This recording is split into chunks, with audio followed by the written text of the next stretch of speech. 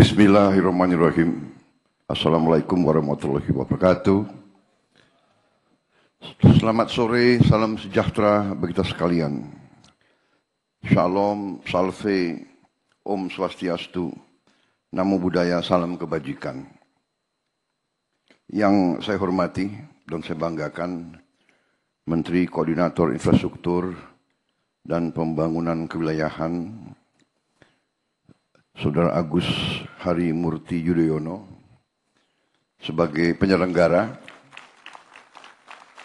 Ketua Dewan Perwakilan Daerah Republik Indonesia, Saudara Sultan Bakhtiar Najamuddin, Wakil Ketua Majelis Permusyawaratan Rakyat Republik Indonesia, Saudara Hidayat Nur Wahid yang saya hormati, para Menteri Koordinator, para Menteri, Wakil Menteri, dan seluruh anggota Kabinet Merah Putih yang hadir. Hadir Menko Hukum HAM Imigrasi dan Pemasyarakatan Profesor Yusril Iza Mahendra, Menko Perekonomian Saudara Airlangga Hartarto, Menko Pembangunan Manusia dan Kebudayaan Profesor Pratikno, Menko Pemberdayaan Masyarakat Saudara Abdul Muhaimin Iskandar, Ketua Dewan Ekonomi Nasional Jenderal TNI Purnawirawan Luhut Binsar Panjaitan. Hadir juga di sini para duta besar negara sahabat, hadir 28 duta besar dan perwakilan negara-negara sahabat. I welcome you, distinguished ambassadors, ministers, and representatives of friendly countries. Para gubernur, bupati, wali kota yang hadir, yang saya minta maaf tidak saya sebut satu persatu. Ini ada berapa ratus ini?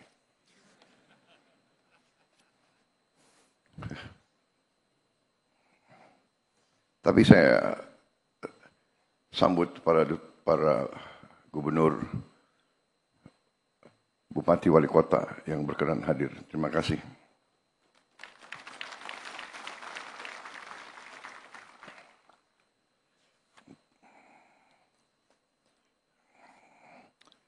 Tentunya sebagai insan yang bertakwa, tidak henti-hentinya kita panjatkan puji syukur kehadirat Tuhan Maha Kuasa, Tuhan Maha Besar.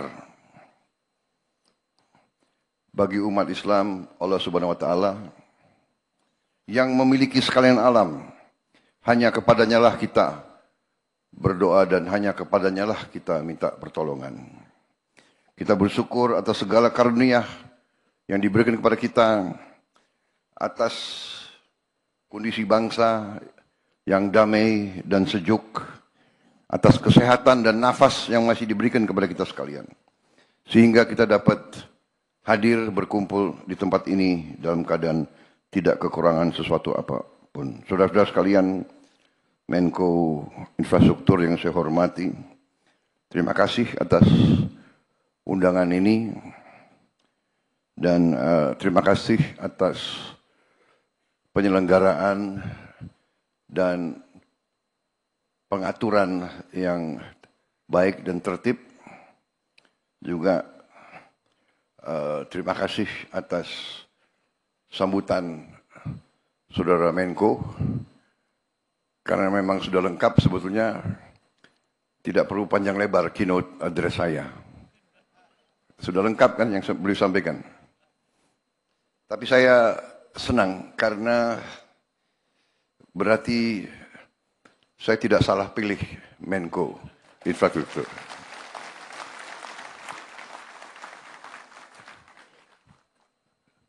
Salah satu kunci kepemimpinan yang saya belajar ialah pilihlah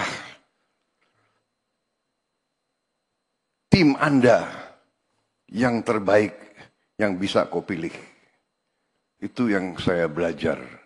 Sama dengan kalau kita mau bikin tim sepak bola, pilih yang terbaik yang ada, ya kan?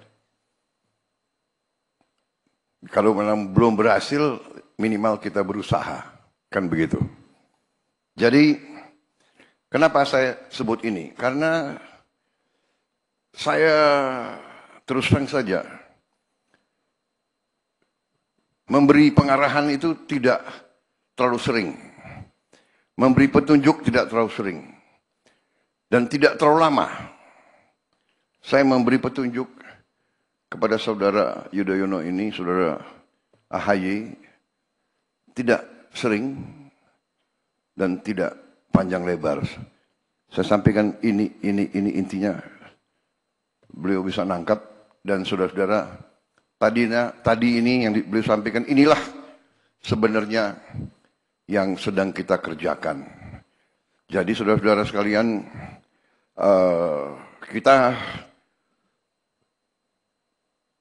akui masih banyak tantangan, masih banyak kesulitan.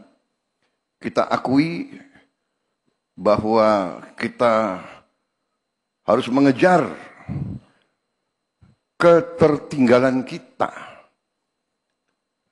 dengan perkembangan yang begitu dahsyat di dunia sekarang ini. Tapi kita bertekad bahwa kita bisa mengejar ketertinggalan itu.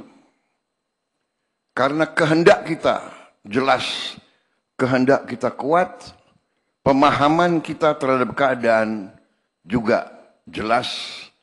Nah, sekarang tinggal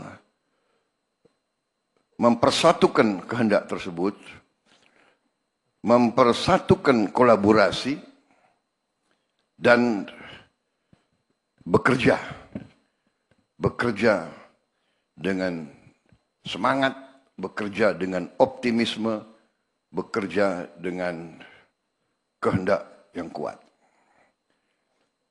Saudara-saudara sekalian, masalah yang kita hadapi dalam pembangunan suatu bangsa, masalahnya adalah masalah yang sudah dialami oleh berapa puluh bahkan ratusan negara-negara lain. Sejarah peradaban manusia mengajarkan kita bahwa keberhasilan suatu bangsa itu ada unsur-unsurnya, ada elemen-elemennya. Tentunya harus ada sistem politik, sistem kenegaraan yang berfungsi. Sistem kenegaraan itu menyangkut sistem hukum yang berkeadilan, yang berfungsi. Kemudian dengan sistem tersebut terpilihlah unsur-unsur pimpinan di bidang eksekutif, di bidang yudikatif, dan di bidang legislatif. Kita sekarang sedang berbicara masalah tugas kita sebagai eksekutif.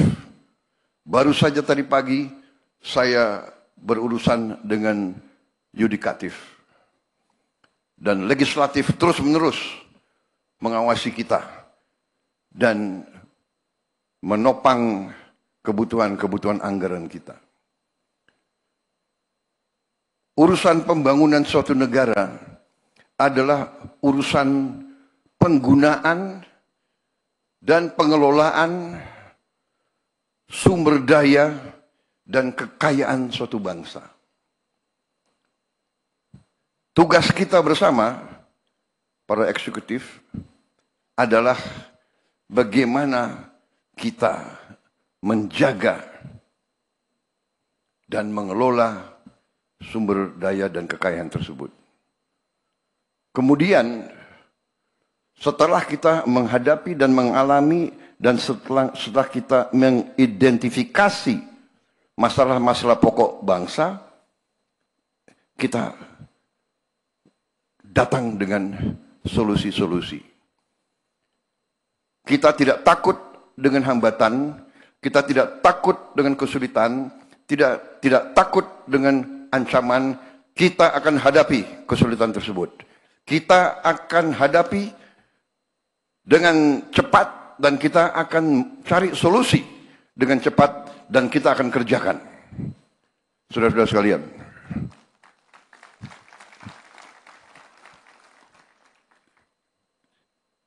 swasembada pangan, swasembada energi, swasembada air. Ini krisis yang sudah diramalkan oleh PBB. Krisis dunia. Dunia sedang menghadapi krisis pangan. Ratusan juta rakyat bumi sedang mengalami kelaparan sekarang. Banyak negara yang susah menghasilkan pangan.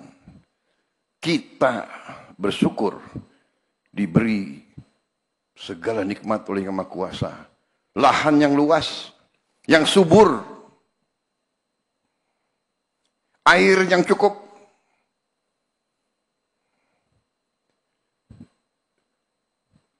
Sumber daya di atas dan di dalam bumi, di laut dan di bawah laut. Segala kekayaan kita, sesuatu yang patut kita bersyukur. Sejak saya ambil alih pemerintahan, saya belajar, saya lihat angka-angka. Saya takjub dengan kekayaan kita. Kekayaan kita luar biasa.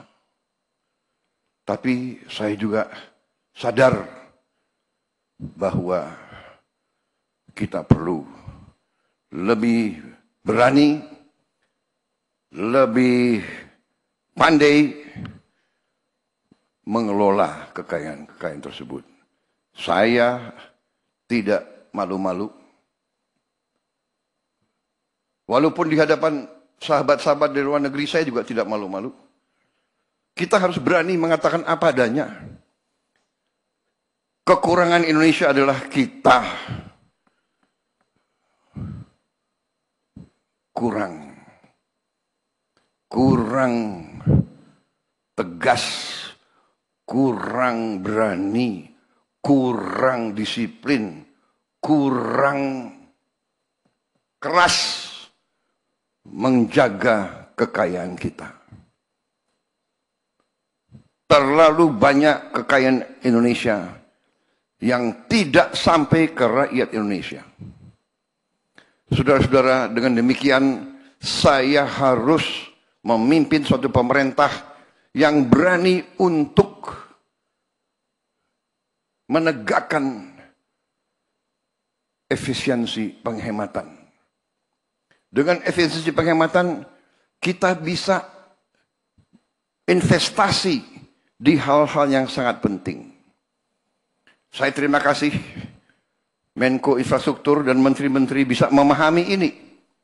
Bahwa sekarang ini yang saya ingin amankan adalah sumber pangan Indonesia dan sumber energi.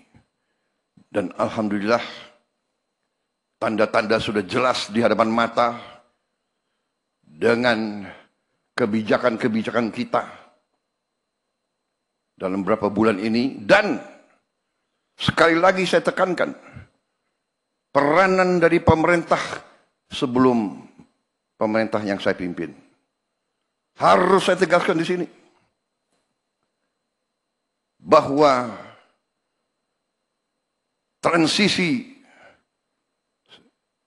dari pemerintah Pak Jokowi kepada saya adalah yang ikut menentukan bahwa kita sekarang bisa bekerja dengan cepat. Saudara-saudara sekalian, kita harus berani mengakui kebaikan dan keberhasilan pemerintah-pemerintah sebelum kita. Saya tidak akan pernah malu-malu bahwa apa yang kita kerjakan sekarang tidak kecil peranan pemerintah-pemerintah sebelum ini. Semua pemerintahan sebelum ini sangat berjasa. Kalau kita bicara infrastruktur, kita bisa lihat dengan mata kita apa yang dibangun oleh Bung Karno, oleh pemerintah pertama kita, dilanjutkan oleh Presiden Soeharto, dilanjutkan oleh presiden-presiden selanjutnya. Tidak ada suatu pembangunan bangsa yang datang demikian, seolah-olah jatuh dari langit. Tidak.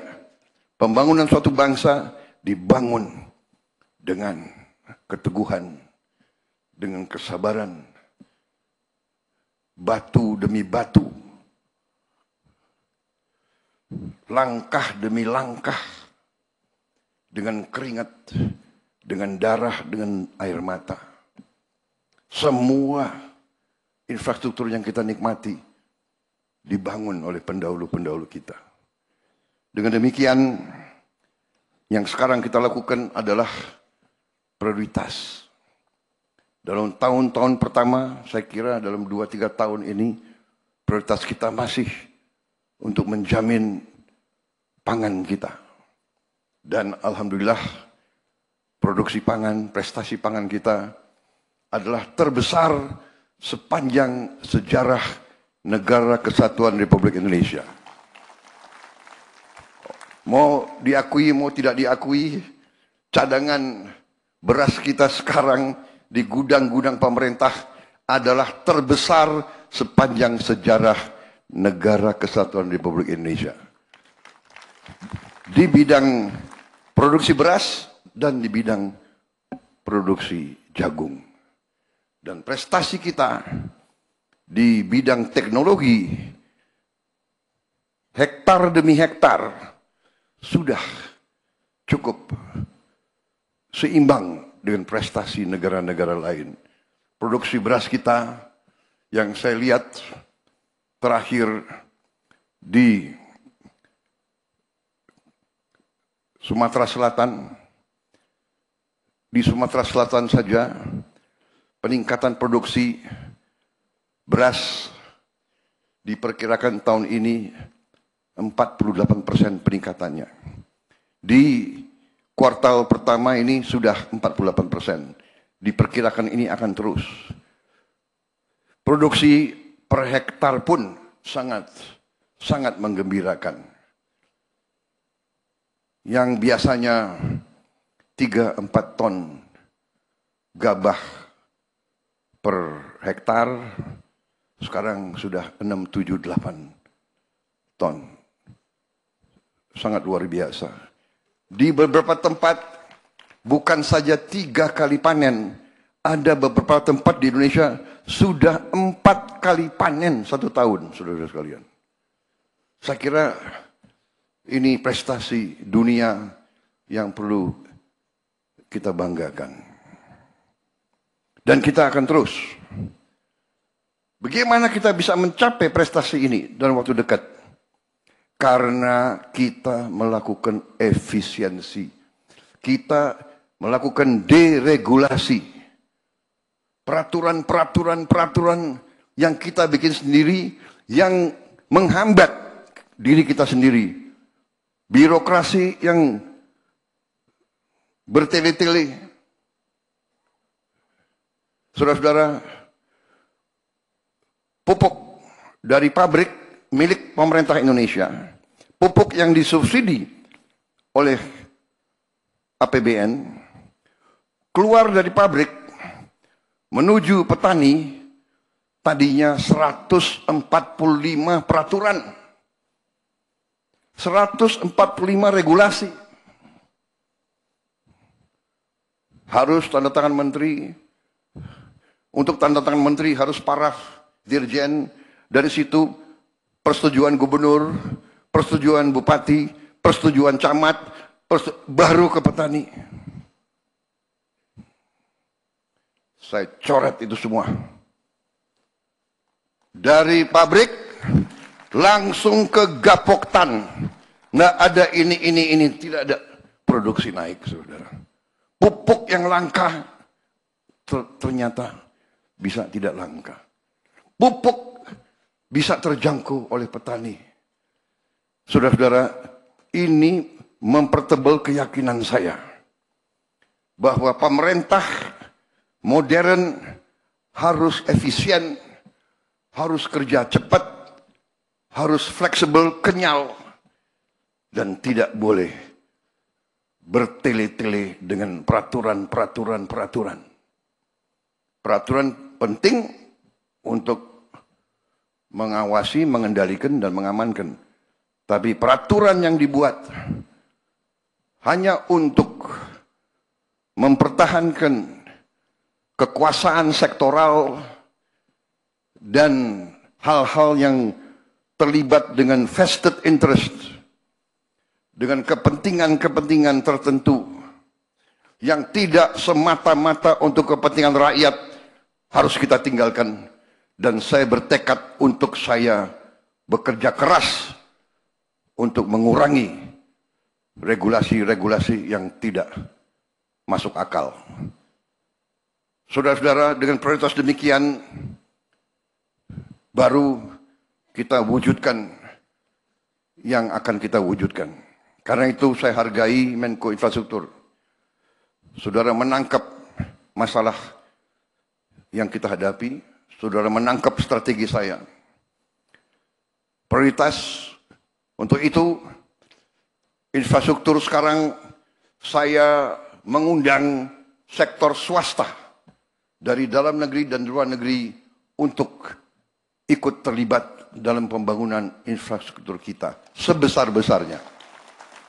Sebesar-besarnya. Saya akan mengakui, saudara-saudara, saya percaya dengan peranan negara yang kuat untuk intervensi, mengatasi kemiskinan, mengatasi kelaparan, memperbaiki pendidikan. Saya percaya dengan intervensi negara yang kuat. Tapi saya juga tahu bahwa di bidang-bidang tertentu, terutama di bidang konstruksi pembangunan fisik, sektor swasta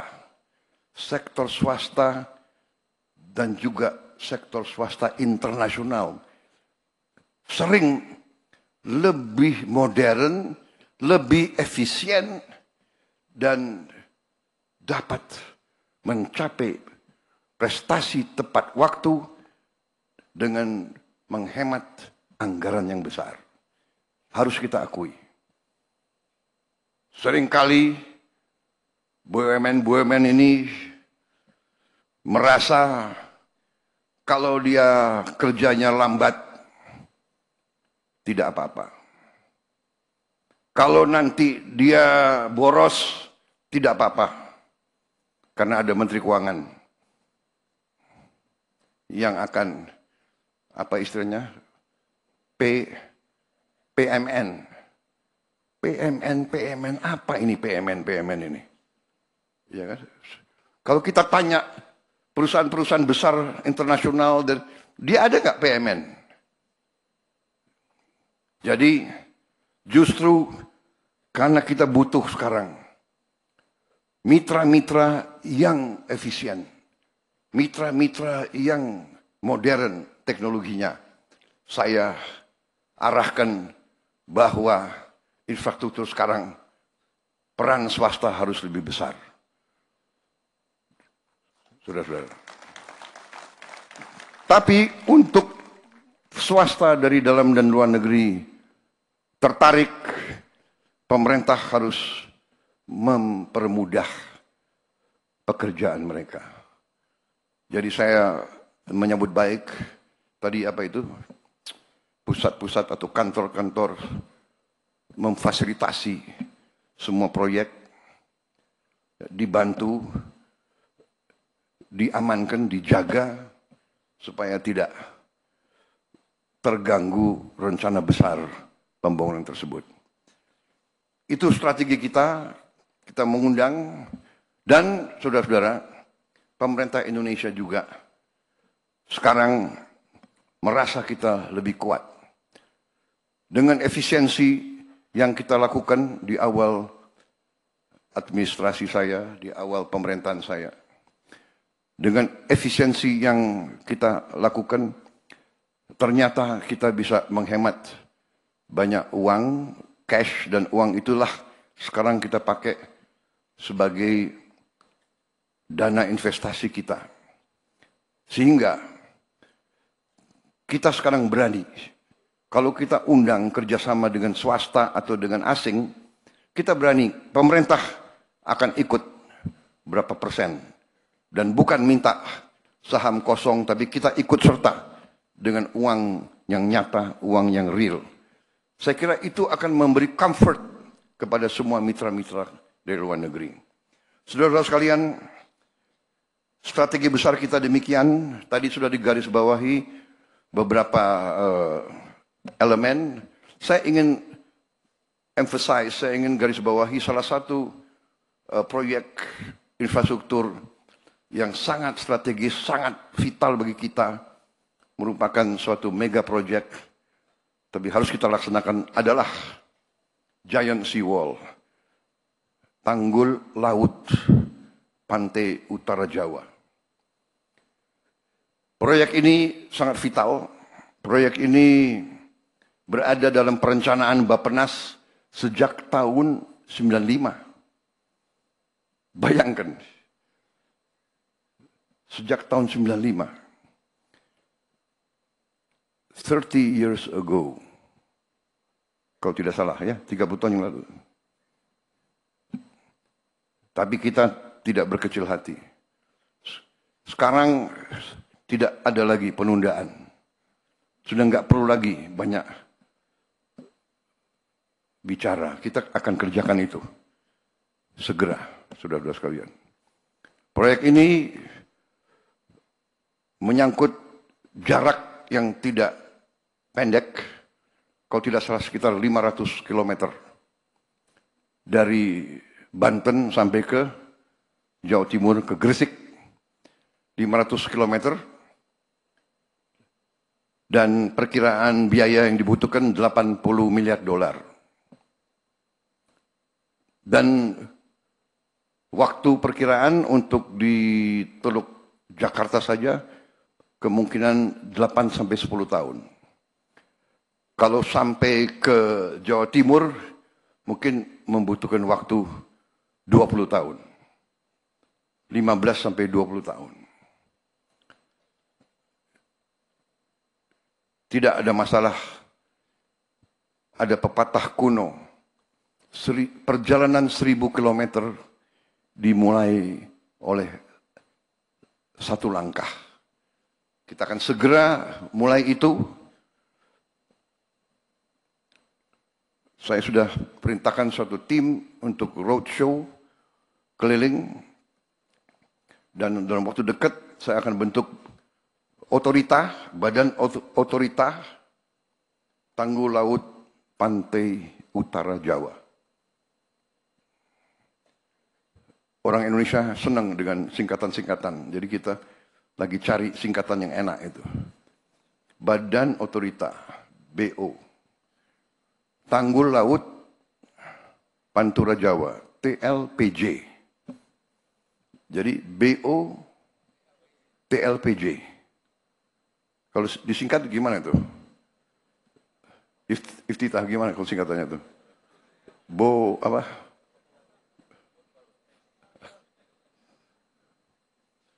Ya, dicarilah ya. Sangat penting ini. Tapi ini vital. Dan ini sesuatu mega project. Saya akan mulai, saya tidak tahu presiden mana yang akan menyelesaikan. Tapi kita harus mulai. Dan kita akan mulai.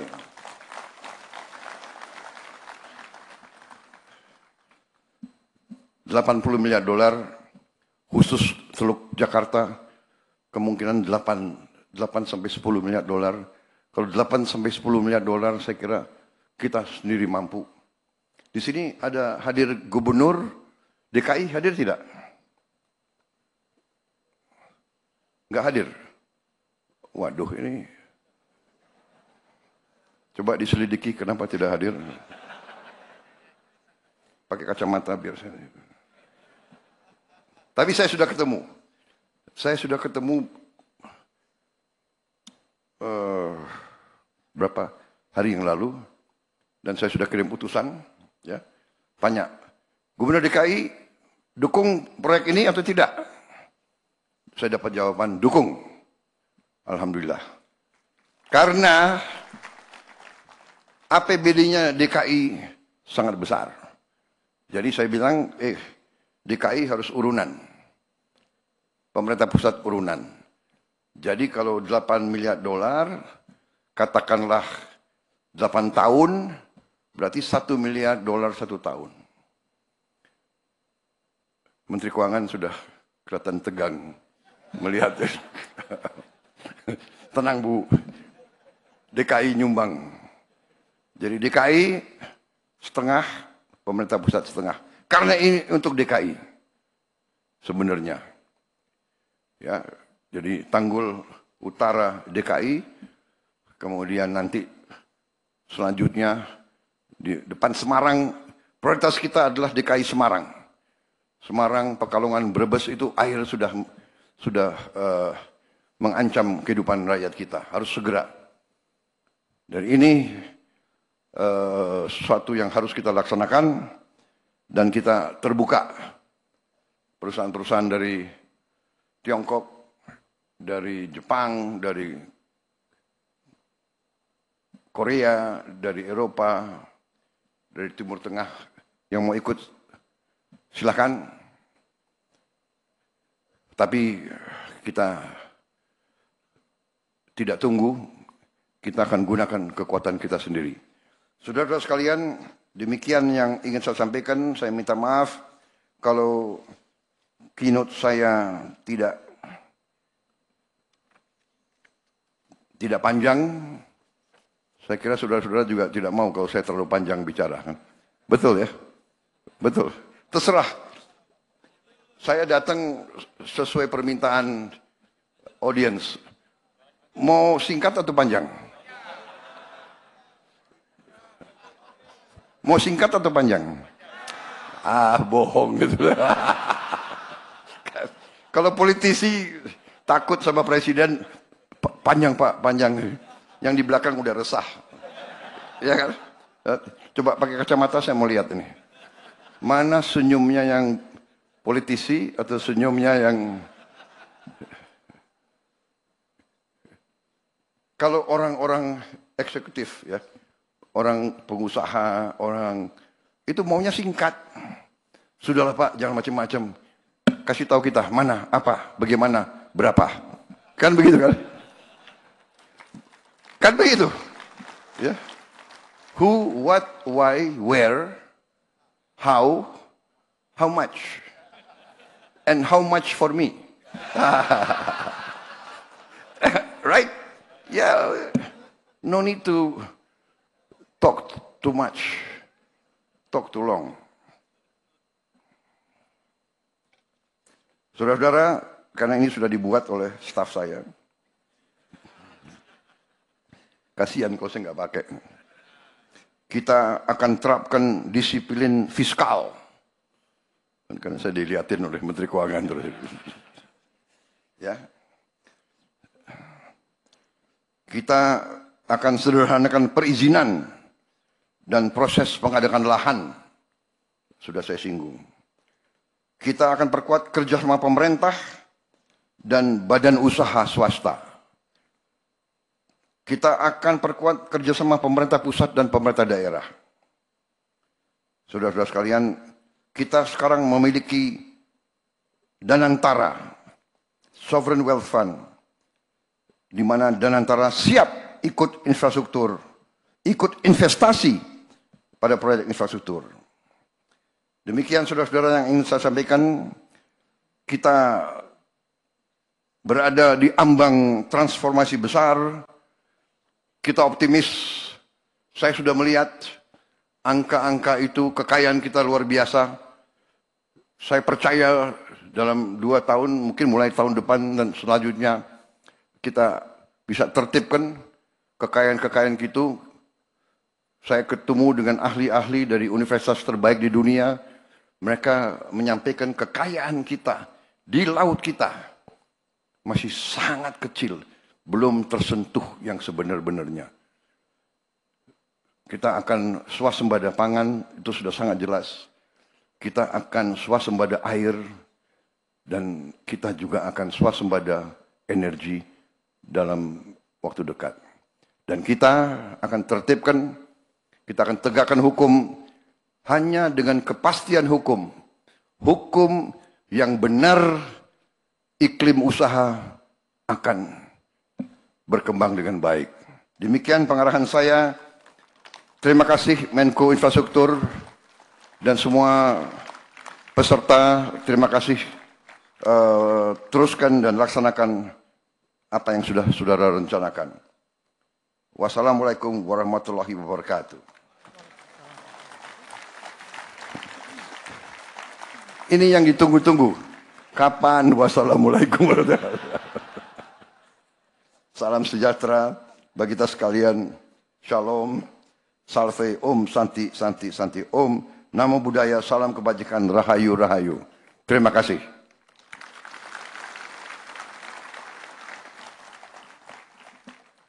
Selesai. Untuk para menteri, setelah ini kumpul. Enggak benar.